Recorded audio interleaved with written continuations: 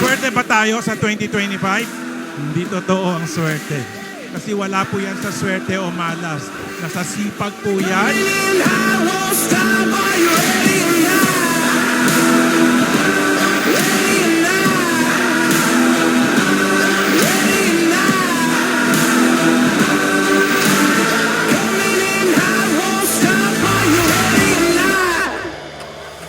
Kung gusto mo maging 5%, huwag ka dapat matakot kumilos para matupad ang mga pangarap mo.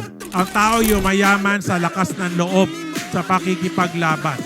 Ang tanging papatay sa pangarap mo ay ang pagtigil mo.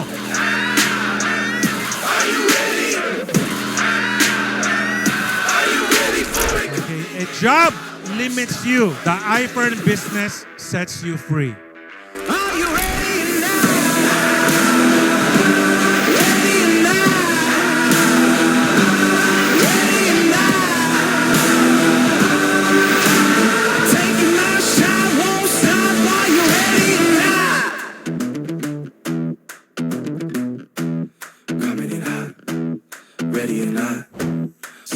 Sabi nila, baliw ang mag-iPhone. Sabi nila, baliw ang mangarap ng mamahaling kotse.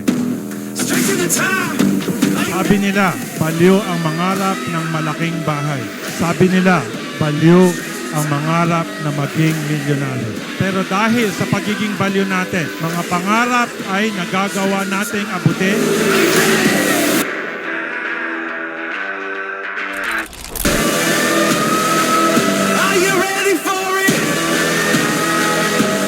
Dahil baliw tayo, may napatunayan na tayo kahapon at may ilang tagumpay na tayo ngayon.